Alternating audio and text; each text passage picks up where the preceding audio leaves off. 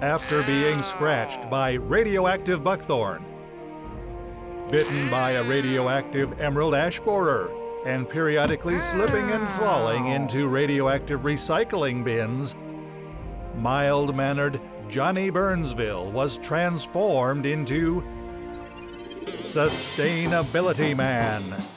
Now faster than compost, taller than a rain barrel, and more powerful than an LED light bulb, Sustainability Man uses his sustain ability to seek out sustainable resources, energy efficiency, and green programs. This week's episode: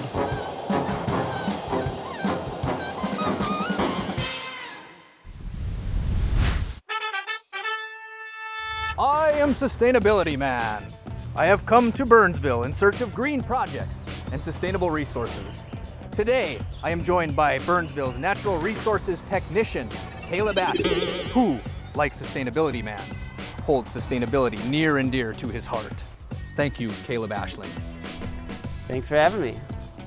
Now, today, we're amidst a beautiful field of prairie grasses and wildflowers just outside of Burnsville City Hall. But my sustainability sense tells me it wasn't always this way. Caleb Ashley, tell us, how did this all come to be? Well, this project started in 2010 when the city decided they wanted to convert this area, which used to be about 70,000 square feet of turf grass, into native prairie planting. So by doing this, we're able to really reduce our maintenance costs. This area used to be mowed, periodic herbicide, periodic fertilizing, so we're really able to reduce maintenance and turn this into a low maintenance native habitat. Now, you've touched on the maintenance issue, and that's part of it. But why is a project like this sustainable?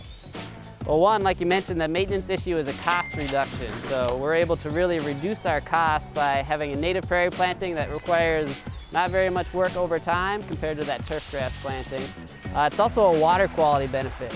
The water that falls on this landscape and runs off, typically on a turf grass landscape, would go straight into the storm sewer system and go right to our lakes and rivers. So that's bad news. Bad news, carrying pollution along with it, not good for our water bodies. But with a native planting, we have a lot better filtration of the water that's running off and a lot better infiltration.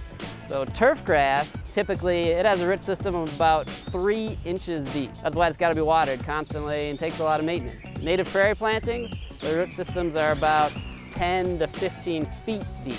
And that allows water to percolate into the ground along those root systems and get deep down into the ground.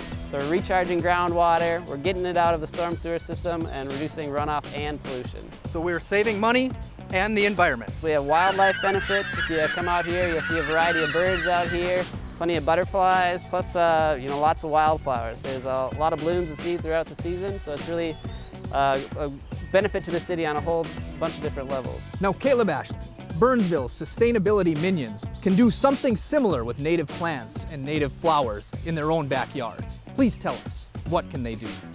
You're right, you don't have to have a giant area like this to create a native planting. Even if you have your own small garden in your yard or a part of your lawn that you're tired of mowing all the time, you can turn that into native plants. And we have some great links on our city website at www.burnsville.org/native plants. And that can really help you get you started on where to get your plants, what kind of care they need, that kind of stuff. So that's a great way to get started, and I think people will find that if they do a little maintenance in the short term, they'll have a beautiful prairie planting that's going to add some color, attract wildlife, and something they'll really enjoy in the long term. Another fine sustainability project here in Burnsville. Caleb Ashley, thank you so much for taking time today. Thank you. And until next time, you too can use your sustainability.